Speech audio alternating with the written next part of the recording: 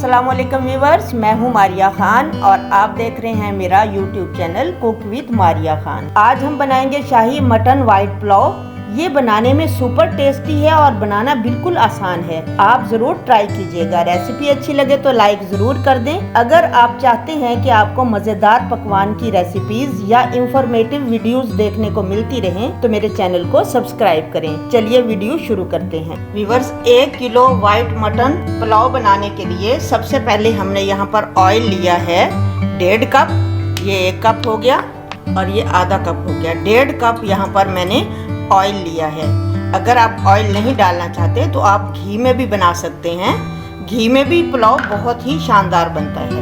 अब हम डाल देंगे 1 बड़ा प्याज कटा हुआ।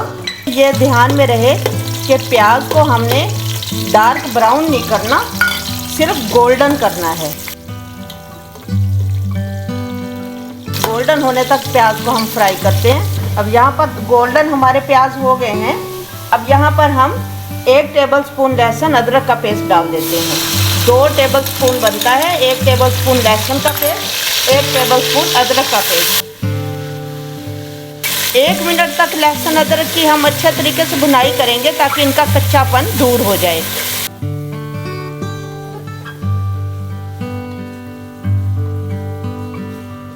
अब हम डालेंगे इसके अंदर कुछ खड़े मसाले। ये मैंने थोड़ी सी 2 दालचीनी ली है, 2 छोटी 2 बड़ी इलायची ली हैं, थोड़े से लौंग लिए हैं, काली मिर्च ली है, 1 तेज़पत्ता लिया, 2 बादियान के फूल लिए हैं। इसे गोश्त की स्मेल को ख़त्म करने के लिए इस्तेमाल किया जाता है। अब हम डाल देंगे गोश्त। यहाँ पर 1 किलो मैंने गोश्त लिया है, 1 किलो चावल है और 1 किलो ही मैंने गोश्त लिया है। अब 2 मिनट तक गोश्त की भी भुनाई करेंगे। 4 से 5 मिनट मैंने मटन की यहाँ अच्छी तरह भुनाई की है। अब हम इसके अंदर डालेंगे 2 चम्मच भर के नमक टीस्पून और 1 टीस्पून भर के लाल मिर्च पाउडर डालेंगे।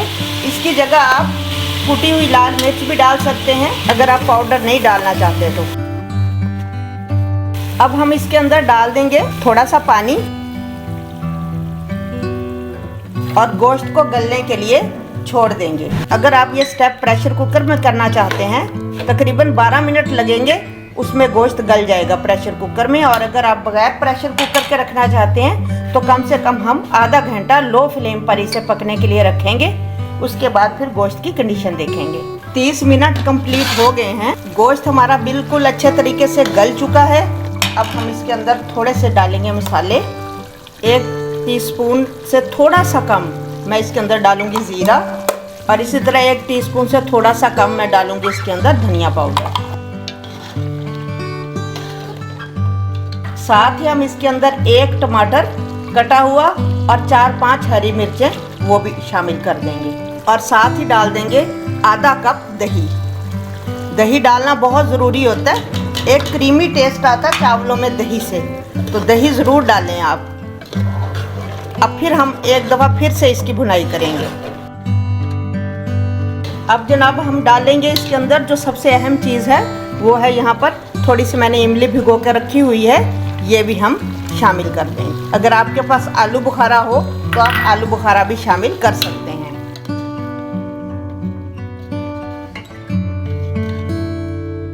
अब हम डालते हैं इसके अंदर पानी। अब यहाँ पर हमने दही डाली है तो दही ने भी पानी छोड़ा है। थोड़ा सा पानी इसके अंदर मौजूद है।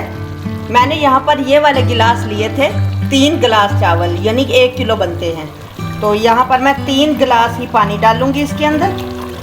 आधा गिलास तकरीबन पानी इसके अंदर पहले से मौजूद है। अब 3 गिलास भर के डाल देंगे।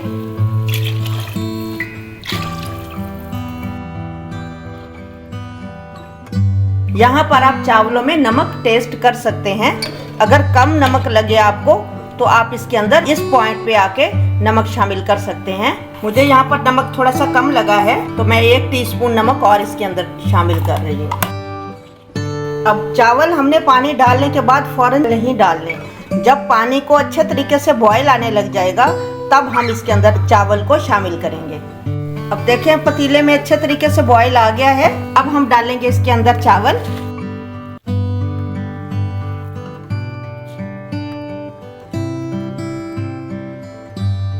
चावल डाल के एक दफ़ा से हम चम्मच अच्छे तरीके से चला देंगे और पतीले का ढक्कन थोड़ा सा बंद कर देंगे।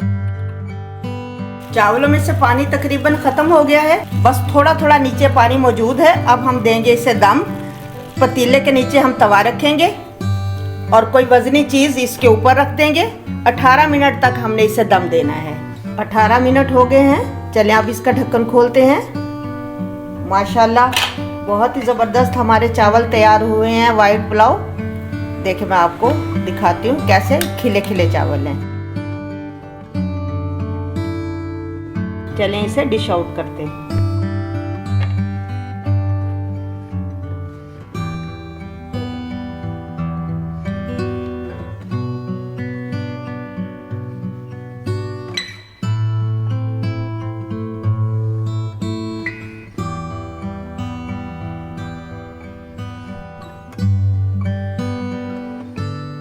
मुझे उम्मीद है कि आपको ये इंतहाई मज़ेदार और आसान सी रेसिपी अच्छी लगी होगी।